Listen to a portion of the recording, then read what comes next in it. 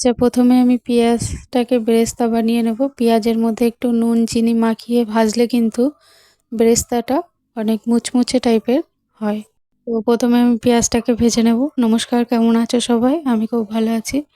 জানি সবাই হয়তো অনেকেই খুব ভালো বানাতে পারে। আমি যেমন পেরেছি তেমনই তোমাদের সাথে একটু শেয়ার করব। চিকেন বিরিয়ানি তৈরি করছি, তো দেখো রান্নাটা কেমন করেছি আমি। সবার ফার্স্টে পেঁয়াজটাকে বেরেস্তা বানিয়ে নিয়েছি আমি। তারপরে কড়াইতে ওই তেলের মধ্যেই গোটা গরম মশলা জিরে ফোড়ন দিয়ে পেঁয়াজটা ভেজে নেব লাল লাল করে। তারপরে বেটে রাখা মশলাটা দিয়ে একটু কষিয়ে নিয়ে চিকেনটা দিয়ে দেব। আর আমি চিকেন আগে থেকে ম্যারিনেট করিনি, মানে ধুয়েই দিয়ে দিয়েছি, অনেকে ম্যারিনেট করে রেখে দেয়। চিকেনের সমস্ত যা যা মশলা লাগে দিয়েছি, শুধু হলুদটা বাদ দিয়ে। তো এখানে দেখো চিকেনটা দিয়ে দিচ্ছি। এবার চিকেনটা ভালো করে কষা কষা করে নেব। তারপরে লাস্টে একটু পেঁয়াজ বেরেস্তা আর বিরিয়ানি মশলা দিয়ে নামিয়ে নেব চিকেনটা। অনেকেই দেখলাম বিরিয়ানি মশলা, মিঠা আতর, গোলাপ জল, কেওড়া জল এসব দিয়েই মানে চিকেনটা কষাচ্ছে। আমি ওইসব কিছুই দিইনি। লাস্ট সব চিকেনের যত রকম মশলা হয় তাই দিয়েছি। আর লাস্টে একটু বিরিয়ানি মশলা আর পেঁয়াজ বেরেস্তা দিয়ে এটা দিয়েই করেছি চিকেনটা। এবার হাঁড়িতে জল বসিয়েছি, বেশি করে নুন দিয়ে আর গোটা গরম মশলা দিয়েছি। নুন দিলে মানে ভাতের মধ্যে নোনতা ভাবটা আসে, তাই জন্য। তারপরে দেখো চালটা দিয়ে দেবো। জলটা একটু ফুটে উঠলে আর একটু ঘি দিয়েছি যাতে ভাতটা লেগে না যায়। তারপরে দেখো এই ভাতটা হতে বেশিক্ষণ লাগে না, সবাই জানো। তো দেখো ভাতটা হয়ে গেছে।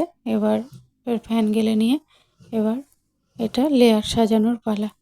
তো দেখো প্রথমে হাঁড়িতে আমি ঘি দিয়েছি, তারপরে মাংসটা দিয়ে দিলাম, তারপরে আলু ভেজে রেখেছিলাম সেটা দিয়ে দিলাম, তারপরে এবার রাইসটা দিলাম। এবার রাইস দিয়ে তারপরে এখানে বিরিয়ানি মশলা আর পেঁয়াজ বেরেস্তাটা দেব।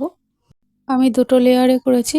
অনেক রকম লেয়ার দিয়ে করে, আবার কেউ একটা লেয়ারেও করে, যে যেমন করে আর কি। লেয়ারগুলো সাজিয়ে নিই। তারপরে লাস্টে আমি একদম দুধে ভেজানো কেশর আর মিঠা আতর গুলিয়ে রেখেছিলাম, ওটা লাস্টের দিকেই দেব। লেয়ার সব সাজানো হয়ে গেলে দুধে ভেজানো কেশরটা উপর দিকে দিয়ে হাঁড়িটা কিছুক্ষণ দমে বসিয়ে রাখবো। আমি জানি সবাই হয়তো খুব ভালো বানাতে পারে, আমি খুব একটা ভালো বানাতে পারি না। তো যেমন বানিয়েছি তেমনই তোমাদের সামনে শেয়ার করলাম। আর তেমনটাই আমার ঘরের লোক খেয়েছে সবাই। আর আমার দিদির হাতের বিরিয়ানি দারুণ টেস্টি হয়। আমি অত ভালো বানাতে পারি না। তো আমার এই ভিডিওটা তোমাদের কেমন লাগলো অবশ্যই জানিও। ভালো লাগলে ছোট্ট করে একটা লাইক কমেন্ট শেয়ার করে দিও।